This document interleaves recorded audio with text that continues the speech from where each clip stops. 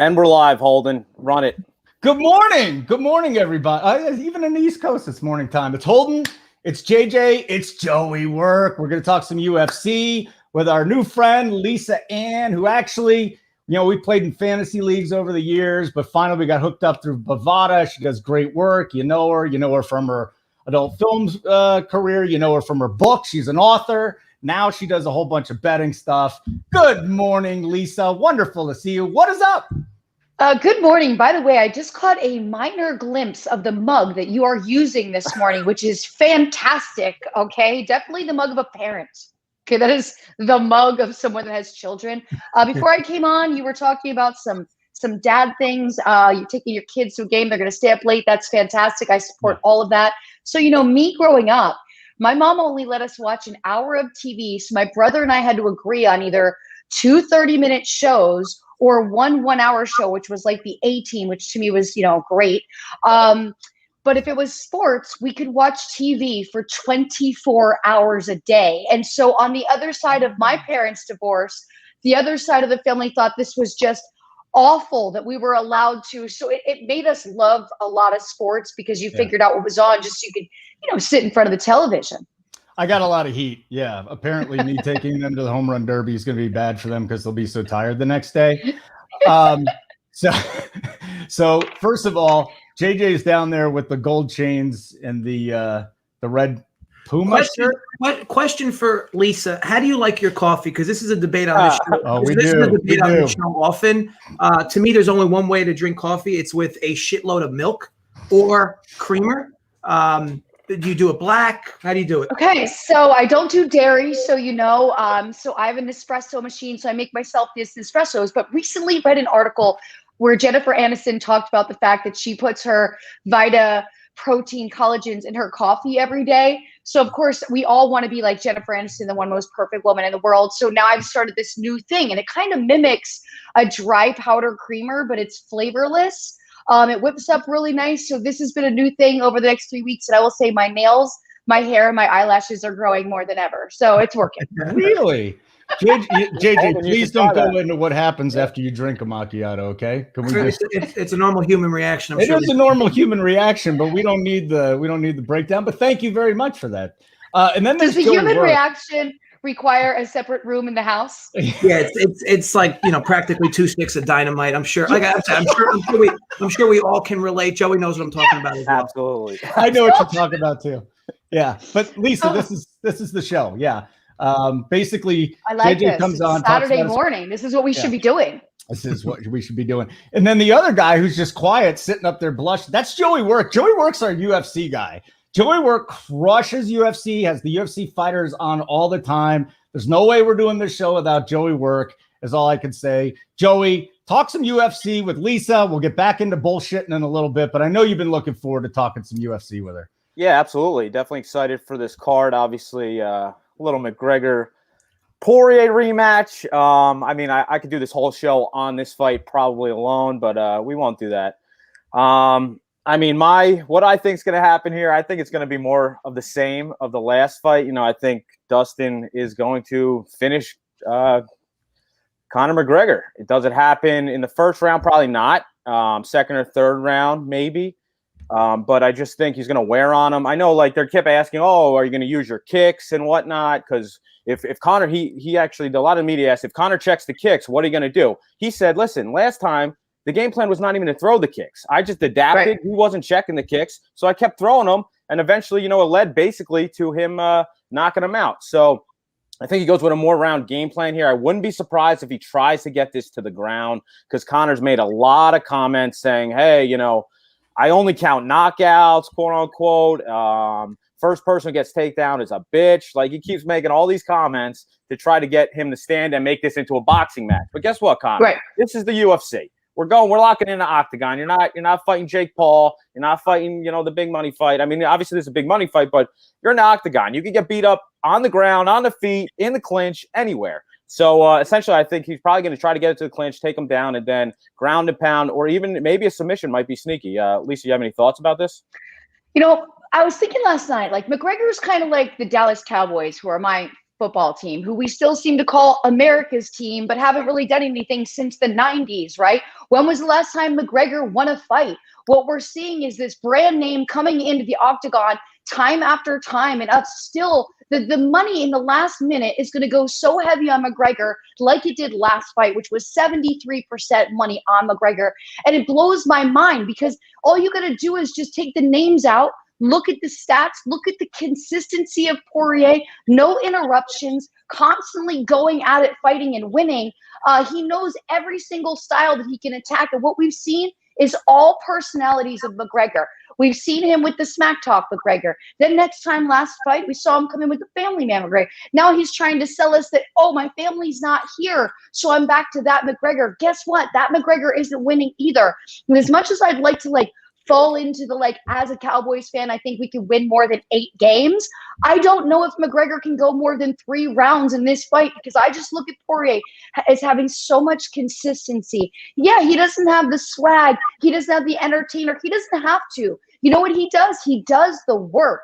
And so it's hard for me to believe how everyone just still believes in McGregor when if you, again, remove the name and look at the stats, it will prove to you that it's going to be a Poirier win. I don't think McGregor can go more than 4 rounds. I think by 3, he's going to be gassed. And if he does go to the mat, that's going to be it. I mean, the last fight was so shocking that I just thought it would take McGregor longer to get back in the octagon. But what I'm thinking is he's chasing age, and he's afraid to wait that much longer. He's also chasing ego. So when you have those 2 things, it's not a good variable. The variable has to be the consistency with the training, the consistency with the diet. I'll tell you, I loved smack talk yesterday.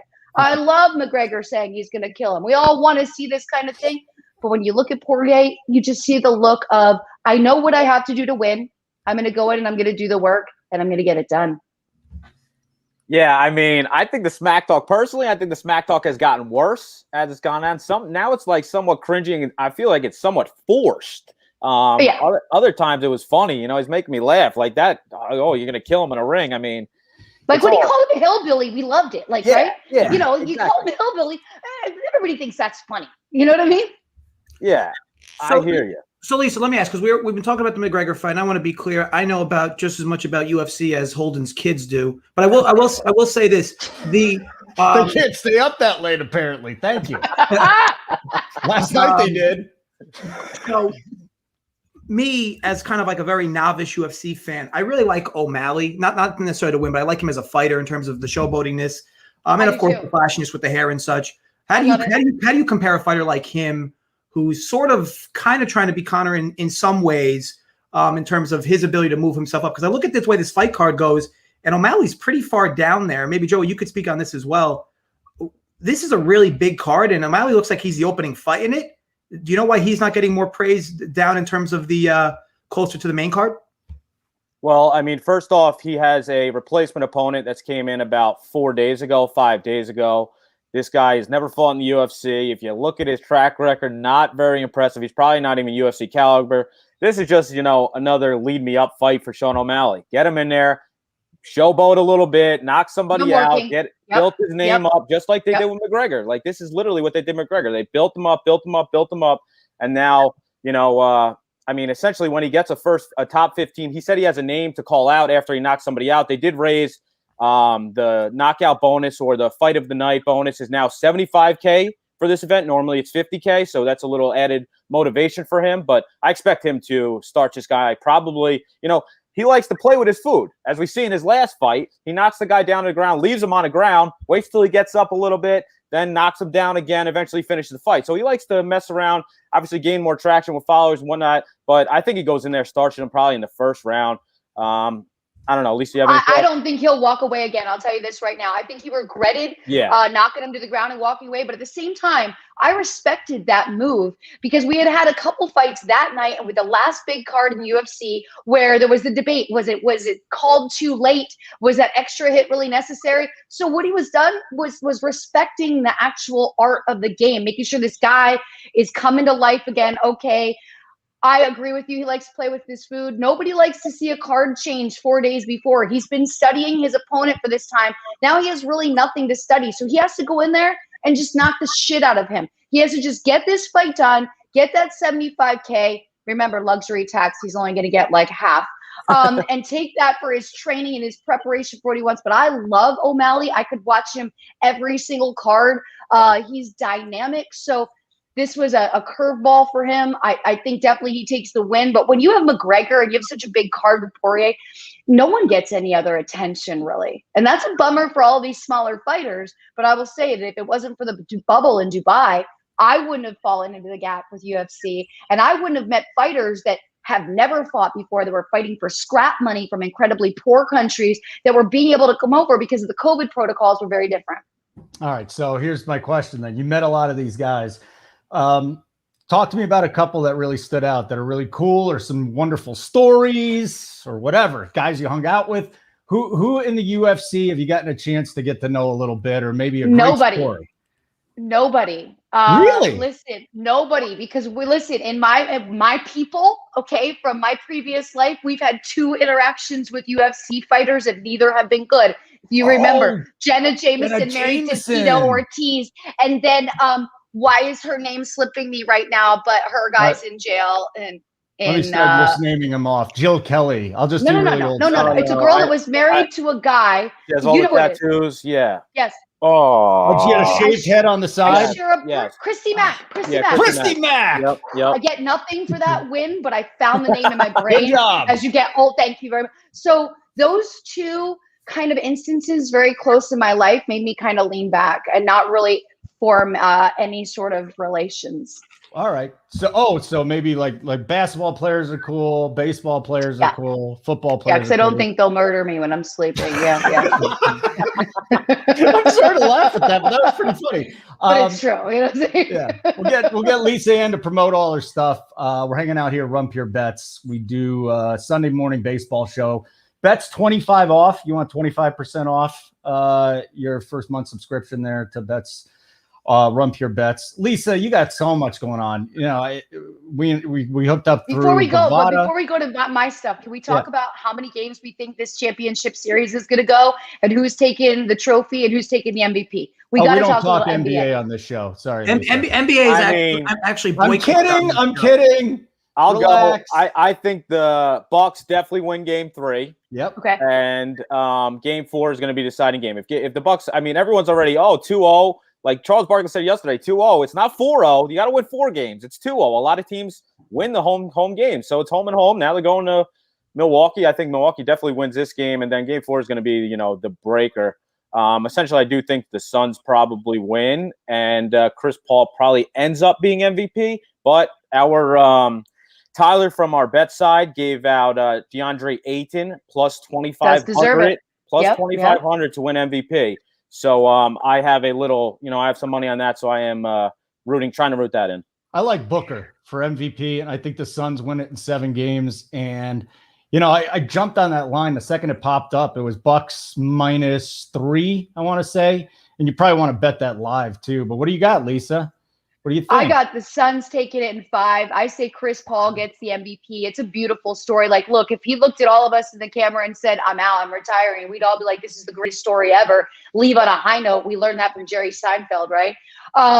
But, I just don't see the Bucks being able to get out of their own way. The tempo that the Suns play, the season that they had, the leadership. I think if Booker was nominated MVP, he'd hand it over to Chris Paul because he shows so much gratitude in post-game interviews about how he feels, his leadership, his bond with the coach, everything about it. This is a unique year because nobody's, we don't have big market teams in this series. So it's kind of a free-for-all. You start to bond with who you really want to see get it. And for me, Chris Paul's put in a ton of work in this league. I think he was written off as a journeyman 3 seasons ago, and I love to see the celebration. So for me, Suns. Then Devin Booker breaks the Kardashian curse because now we see a championship go to a team that has a player that's dating a Kardashian, Jenner, same. So there's that too. These are all important factors, guys. So there's a Kardashian factor in this? Vital narrative. Vital narrative that to go into handicap. Yeah, he's like dating Kendall Jenner. Yeah, and we know there's a Kardashian wake up. Well, I'm not I don't know who the Kardashians really are anymore, but JJ's definitely our narrative street guy. JJ, tell me about the narrative street with the Kardashians. You have to pump narrative street. I was a big Keeping Up with the Kardashians fan for years. I think the show's still running. I think. No, it's over. I never watched it. Just recently ended. I mean, look, it was a tremendous show. I mean, we saw Bruce and Caitlyn Jenner both. Just a tremendous show. Wow, you're right. We did. You are right. But do you believe in this narrative? Because the narrative is the Kardashian curse, and this could break it. Now, I've had people debate with me. She's a Jenner, so it doesn't count. To me, it all counts. Yeah. I mean, I'm trying to think of, is it Humphreys? Humphreys was the first. Was he the first? Yes, he was. Bless his heart. I feel bad for the poor guy. I remember watching him in a few Nets games. 72 days they lasted. 72 days. And, I went to a bunch of games when Humphreys was still, journeymaning around the NBA. Every away team would play every Kanye West song when he was on the court at shoot around. As they should. It was just trash. And I was like, oh my gosh, this trash. But yeah. I guess one final question I have. What's your favorite sport, Lisa? Obviously, we've talked UFC, NBA, a little bit of NFL you mentioned. What's your favorite sport?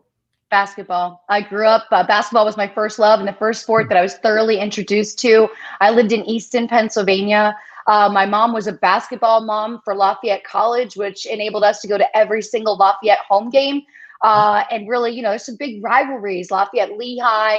And then it kind of folded into football, football Sundays. I didn't really get into baseball till later in life, because I wanted to try to play some fantasy baseball.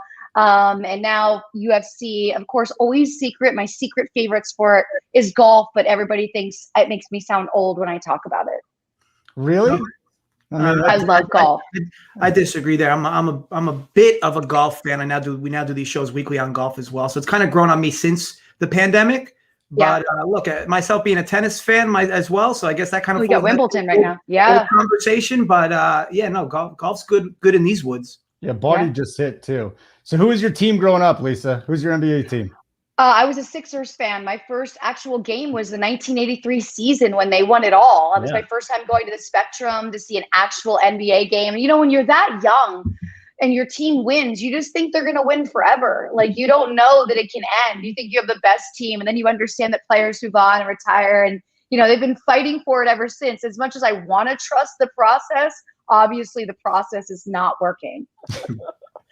Tell me about it. I'm a Knicks fan. There is no process. Well, what do you do with Ben Simmons, Lisa? There's a guy on the other side, on our sports side. Nobody tilts him more than Ben Simmons.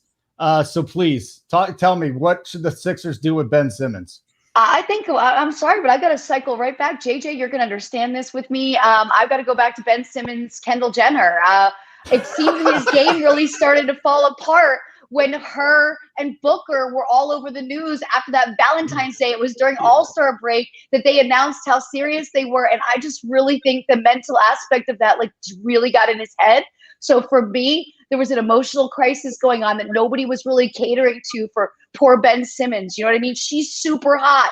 And now another player has her and he's never going to get her back. So I think that was emotional crisis for Ben. Ben needs different leadership. And also we need to stop being so hard on players that kind of choke, because I think it gets in their head. This younger generation is definitely more into social media than say I was as a kid. So I can take it or leave it. I can look at it and be like, oh, that's a stranger. But they do get on the plane and they do fall into the toxicity of it. And I think it creates a real mental block for them. So I think that's part of his problem. And I just think there wasn't enough trust there. You're starting to see players come out. Danny Green came out and said, why is the media just so hard on him? He's a great defender. He does play both sides of the court. He really didn't have a defined role. He was taking a position as it came to him due to injury. There was a lot he was up against, and I think he did the best with what he could. But I think his skill set from the shooting angle is what really needs to be worked around. And some people say he doesn't work hard enough, but yet he works so hard as a defender. So maybe he just has to make his choice where he's going to shine on the court and stop trying to do so much, and then he wouldn't have as much pressure on him. I couldn't agree more on Ben. I was a huge fan of him when he was playing down at LSU. I actually has been touting back then that he would be the next LeBron James. That was, of course, until a Jenner stepped into his life. That family is a complete catapult to all males that exist. I mean, from that point, I kind of sewed my mouth shut in regards to my Ben Simmons takes. But it's a shame because he has so much talent and so much natural gifts. But the jump shot, I mean, the dude just needs to spend hours in the gym focusing on it. But he does. Either way, I hope nothing but success for him, whether the Sixers keep him or not. I think he's going to continue to be a very good player in this league. Whether he transitions to elite, that's another conversation. Right. All right. So we got Lisa Ann hanging out with us. Joey Works just pining to talk some more UFC, which I think we should absolutely do. But since you're on here, Lise, go promote what you got going on. Let's get that going. Pretty simple. You can follow all of my platforms at The Real Lisa Ann, and you can use my code APAVADA. It's Lisa250BV. It's a Bitcoin bonus code, up to 250 match for your first entry. So go get it tonight for this big card because we're all going to be staying up late, eating lots of snacks. I see some hot sauce or something behind Joey that I'm extremely curious about. Can you elaborate? Oh, okay. So it's called Sauce Bay. It's called Sauce Bay hot sauce. One of my buddies made it. It was on season 9 of Hot Ones. I don't know if you heard of Hot Ones, but Stone Cold Steve Austin tried it. There's multiple celebrities that tried it. Is Hot Ones the show where everybody has to eat the hot wings? Yes, where Shaq tried it. Yeah, they go on and they have like 9 different hot sauces. This was second in line. He put it on. It's not Schoolboy Q. A bunch of different celebrities tried it. Everyone liked it. So it is Sauce Bay. You can use saucebay.com, promo code Joey Work to get a little discount. I mean, at least they brought it up. I'm gonna sling that shit, bro. Sling that shit. So there's a hotter version. This is the hotter version. If you're into mild, you just mess with this. It's all natural. The kid that made it is the health freak. All natural. Lisa, you like hot sauce? No, I don't do anything hot like that. Wasabi is my borderline. No hot. I don't do any hot. Yeah, I was gonna say Joey totally would have sent you some. He's got every. He's only got 2 out there. Sometimes Joey slinging the hot sauce wasn't a direction I expected this show. It's fantastic. After every UFC interview, basically as a thank you to the UFC fighter for coming on the show, I send them a couple free bottles of hot sauce. So the UFC and the hot sauce go hand in hand, so it works out. All right, I could see that. I could see that for sure. Joey, what other fight you interested in tonight? What's the other big one? The other one, I mean, I'll skip the Gilbert Burns, Stephen Thompson, but Tuivasa, Greg Hardy, I'm somewhat interested in. Tuivasa, I guess he's the favorite in this fight. Do I think that's deserved? Probably not. Obviously Greg Hardy has had problems with some leg kicks. The only reason he stopped the leg kicks last time is because there was no fans in the arena. They were in Dubai, and he heard Daniel Cormier saying, announcing the fight, saying, hey, is he going to stop the leg kicks? Is he going to check the leg kicks? He literally overheard him. So he eventually started to check the leg kicks and actually won that fight. But I definitely expect Tuivasa to throw a lot of leg kicks. He's probably the more well-rounded of the 2 fighters. His overhands are pretty impressive, but when he attacks, he gets kind of weird when he attacks. He puts his head down and he looks to try to get in a clinch, land uppercuts. So I think Hardy's obviously the more athletic of the 2, the bigger, throws harder. And he has continued to get better. Obviously, he has some question marks, including his gas tank. But he obviously has extreme power, 1-punch knockout. And with that weird style of Tuivasa, I could see him rushing in and Hardy just clocking him and going down. I mean, as much as I probably don't want to say this because we mentioned, Hardy's a guy that came over from the NFL. He was on your Cowboys. You probably know him, as much as we don't want to, somewhat root for the guy because he did have some problems. Horrible things. As well. Yeah. But either way, I think this is going to be an exciting fight. I do think Hardy probably knocks him out as the underdog. And I also like the under 2.5 here. You could get that at about -130-ish. I think this is a make or break fight for Hardy as well. I think we're really looking at this career. Is this really something that you're focused on, right? Very difficult to switch sports like this. He has the physique. You're right. He has the skill set. He's got the length and incredible reach, right? But is he committed enough to training? Football players are used to working hard for like 7 months a year and then doing nothing. UFC fighters, it's very different. You've got to be studying your opponents. You also got to pick up different skill sets. He has no desire to get on the mat. And if he took an opponent down and really got some mat work in, I think he'd be super dominant. But it just seems like he's gotten by with what he has, and he hasn't added more tools to the toolbox. And if he did, we'd see past everything in his past life. We'd watch him go out there and just beat him down in every match. Yeah, it's pretty funny because he did mention that he was up to about 340 pounds. As you mentioned, he was up to 340 pounds during this whole COVID thing and whatnot. Obviously, he's got down. He made the weight I think he weighed in 1 pound under 264. But, he let the weight get away from him for a little bit. Yeah, and that's not good. That slows No. you down. And trying to lose weight also deplenishes your energy like that, right?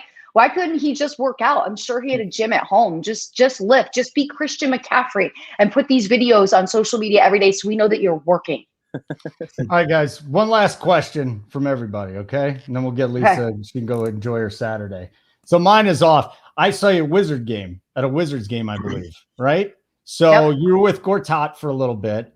And then I was talking to my boys, the Junkies out in DC, because I love them. They're so great. Right. I used to do the show after him. So I hit my guy up. I said, go ask about Gortat. Did you really do Gortat's laundry?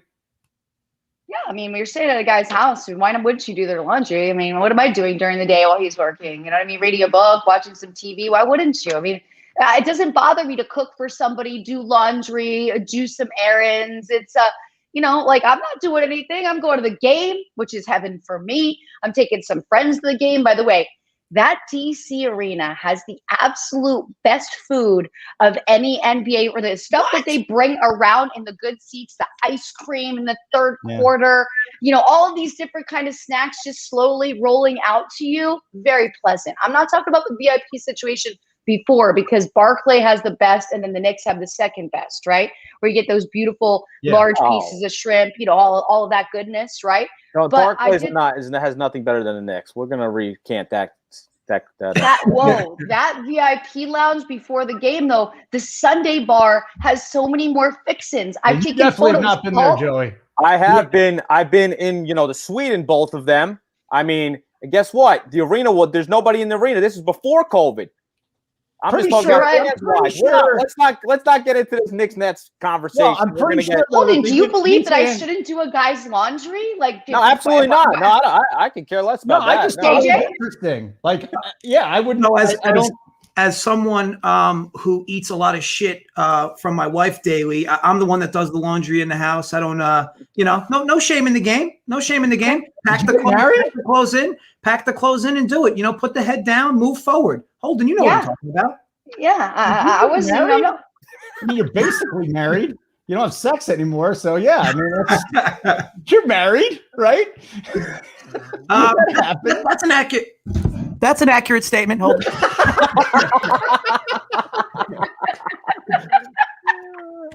What a way to start the weekend, guys. I'm really looking forward to the fights tonight. Yeah. I'll be doing an IG live at Bovada probably around 8:00. Just touching base with any last minute news. I got so hyped last night. I watched the whole 2-3 hour presentation of weigh-ins. You do that because it's just the build up, right?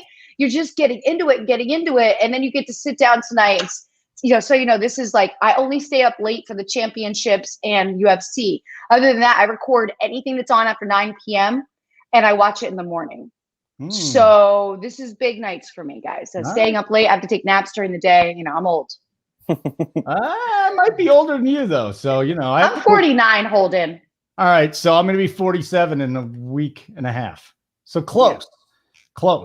Definitely. I'm the adult in this room. Yeah. And I have both of you trumped with 4 headlines. Look at these puppies. I don't know what you two are doing. You do. Yeah, it's genetics. It's called Botox. Okay? You got Botox. I got genetics. So boom, man. Yeah, I just gave you one. That was in person. I'd have knocked you out for that. Yeah, I know you would. I know you do those, the questions that are actually kind of insulting to you, right? It's that might you look you still look good for your age. Or wow, you're well spoken. I'm like, would you think I was gonna be a blubbering idiot and be asked to do interviews? Okay. Yeah, I thought you were talking about. Anyways, Lisa, it was awesome to have you on the show. Hit me up again. I'll come on your IG live anytime. You're a wonderful person. Loved having you on. Yes, enjoy the hot sauce. Thank you. No macchiatos. Tons of creamer in your coffee, JJ. A pleasure to meet all of you. Yes. All right, take care of yourself. All right, Lisa Ann hanging out with us. Wonderful to see her. Make sure you catch her stuff on Instagram, Bovada. And that's that. Lisa, you can leave us now. Just great. You're going to keep talking. I just want to be sure. I don't want to. You can leave us. You don't need to stay around us. We're going to go talk about like an Irish goodbye. Yes. You are awesome. Bye, Lisa. There you go. Joey, I wanted to reference. I was going to do this on the show, but Holden said we would all ask a question to Lisa. He was the only one that asked the question to Lisa. You catch that? Holden's like, we're going to go around the panel. We're all going to ask one final question to Lisa. Holden asked his question and then told her to leave. I mean, is that not right up the alley? That sounds about right. You knew that was how. That just fits right into the shadiness that comes with the Kush. It's just that's like No a Sunday. shadiness. it's just the consistent shade. Apparatus Mundi or something like that, or Apparatus Mundi. That's just how I was prepared for my question, and then Holden's like, Lisa, it's been a pleasure. Thank you for coming in. What was your question? I mean, at this point, it doesn't even matter what the question was. I'd like to hear it. Just going to see who her favorite athlete was. It wasn't a crazy question, you know. Yeah, I'm glad you didn't ask it. I'm sorry. Marcin Gortat's laundry was a good one. Yeah, right. You can ask any question. Hey, Lisa, how'd you feel about Gortat's laundry that one day 12 years ago? It was only like 6 or 7. JJ, give us a little, how do people get what they get with the bet site, what they get with other stuff. Then we'll do a real quick breakdown of the MLB slate. I don't know where Draft Cheat was. He said he wanted to come in and be a creeper. Never showed up. So not my fault, Draft Cheat. That's on somebody else. I want to just say it's not my fault. Joey, is it yours? Am I sensing a little DC fear there? I mean, I don't want to have to hear passive aggressive. I don't want to have to hear passive aggressive. Did you send him the link?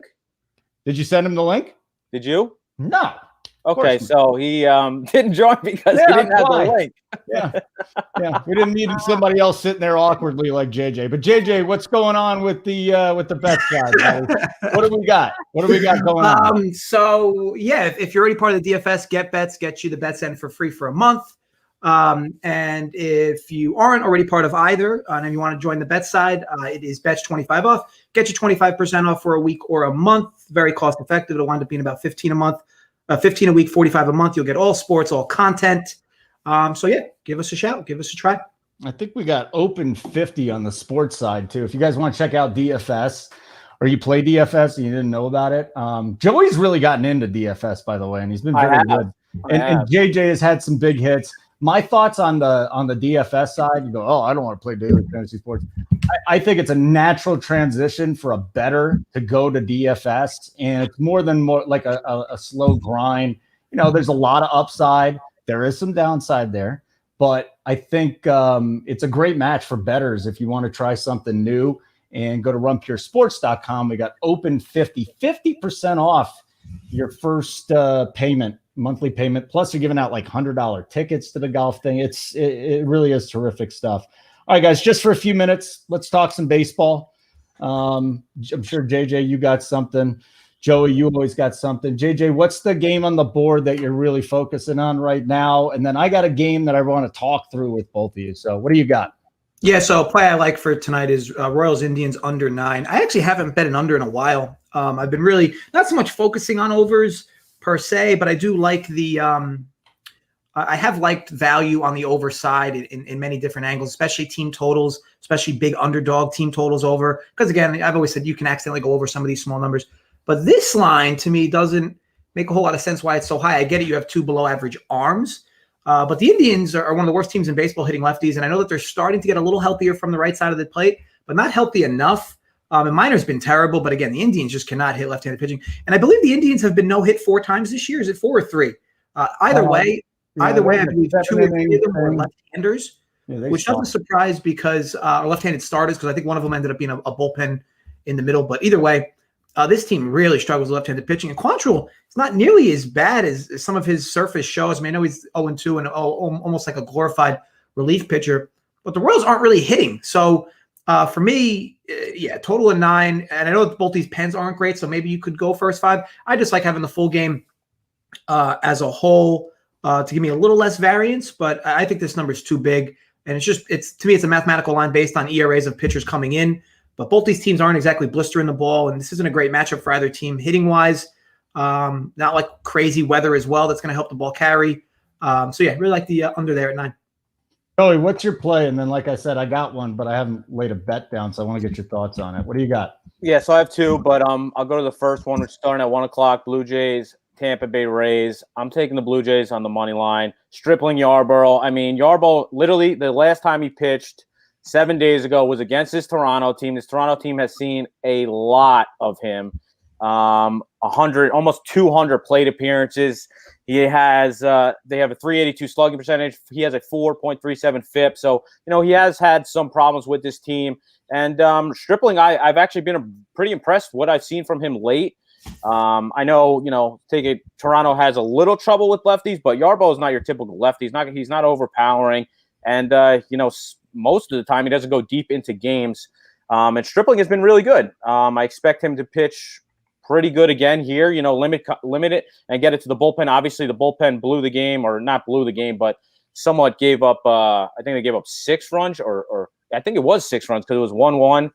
They gave up 6 runs late in that game, but I'll just take the Blue Jays full game because I truly, the Rays I think are very overrated. I think, end in all, the Blue Jays are the better of the two teams. You get them at plus money here on the road, so I'm going with the Blue Jays here. Okay, so here's my question for you guys.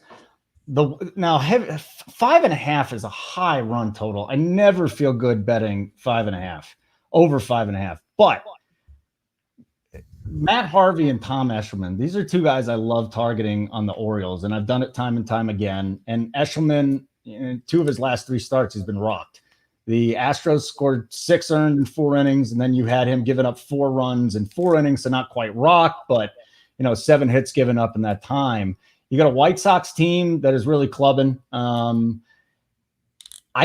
lean toward this over 5.5. I'm not sure I'm going to get a chance to watch it live. I think betting it live might be a little more interesting, but what do you guys think about going over the team total on the White Sox? Anything there? Yeah, personally, I don't mind it at all. I thought you were going to start leaning towards 5.5 for the first 5 over, but no, I don't mind it at all. I think you could do this in a few different ways. You could either lay the 1.5 with the Sox or do it that way with taking their team total. Because to me, the Orioles, while they're so good versus lefties, they're quite the opposite versus good righties. And Giolito, he hasn't looked his best at times this year, but he is a tough righty who's very often very tough on right-handed bats. It's basically what this entire Baltimore lineup is. So you neutralize that end and just take the White Sox. At least you're guaranteed the 9 at-bats. But needing 6 runs from a team in a 9-inning game that's not in Coors, it's not exactly a great feeling, but it will be warm today in Baltimore. Ball should carry. And as you said, Eshelman's been bad. But, as we saw yesterday, sometimes some of these guys can wiggle themselves out of enough jams. I mean, Keuchel wiggled himself out of quite a lot of jams early yesterday. But he's able to get a lot of ground balls. Eshelman, I'm not sure if he's a true ground ball pitcher like Keuchel is. But either way, I don't mind the call at all. I know it's a big number, but to me, it does make sense. Yeah, and the other one would probably be the Red Sox. Now, Matt Moore comes in. He's just been horrible. To me, he's right there with Matt Harvey, but he came out in his last start. Actually, in the one before, he's not right there with Matt Harvey. I mean, he was at the beginning of the season. He's not anymore. That's death tax. Holden doesn't understand what a gas can is. I don't. No, absolutely not. Absolutely 3 runs or more. He throws that word out way too much. He throws gas can out way too much. He called Tariq Skubal a gas can early. I got names if we go back in the videos, you'll see these guys who throw out gas cans. Now they got a 3 ERA, 11 wins. He called Freddie Peralta gas can. Guy's like a beast. I don't even want to know. I never called Freddie Peralta a gas can. Get out of here, Joey. Call man going up. Get him to bring back the tape. Could you imagine Joey listening to Holden in the 90s on radio being like, today we're going up against Roger Clemens. Dude's a borderline gas can. Here's why he's going to get lit up in this style. It was the 80s, buddy. It was like Raleigh Fingers. I'd be like, hey, what do you think? Before I went through puberty, well, that Raleigh Finger sure did blow a save today. Get him off the team with the gas can. All right, Joey, you're good. JJ, thanks. You're good. Lisa just hit me up too. She said I'm coming back on whenever. She goes, it's a great Saturday spot. So awesome. You did good, boys. Maybe we'll bring DC in next time to make it super uncomfortable. Yeah, maybe you can at least give him an invite, right? Yeah, right. Well, that's on Joey. No, that's on Joey. That's on me. Right. Okay. Totally. All right. Yeah. 25% off. Bets 25 off. Bets 25 off. 25% off your first payment there. And Joey, you're good. I mean, told me I was good. Joey, you're good. Just wait. And for our Run Pure Sports guys that are watching right now, I mean, you can add it for $20. It's nothing. You know, you get bets for free when you use the code GetBets. So just add it. It's too good. All right. Hey, Joey, you can talk now, okay? Yeah, I can talk now. So me, Titletown, and DC are going live on the Run Pure Sports YouTube channel. Following the show, we're going to run through every single fight in UFC 264. So if you guys didn't get your full UFC fix in, go over there. They'll be talking about the DFS side. I'll be talking about the bet side. We'll do a full hour show on every single fight over there. So make sure to go to Run Pure Sports YouTube channel to watch that video. I'll tweet it out as well. Real quick, because I typed it as full game. Did you like the Jays only first 5? No, I want the full game.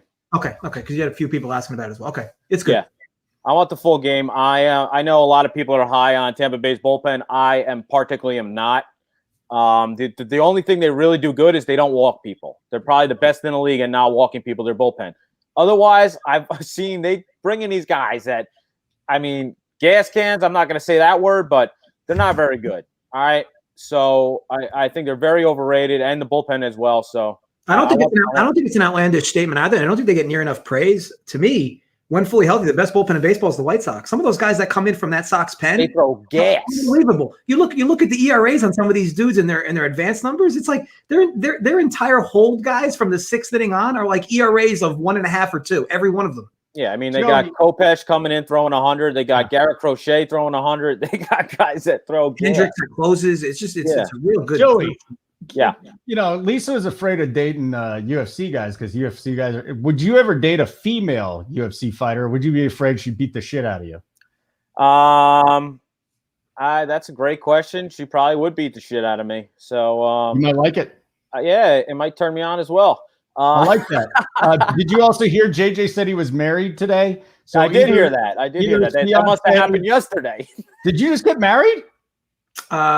It's a few months away, Holden. But I mean, you round it off. He just wanted to Lisa know he's unavailable.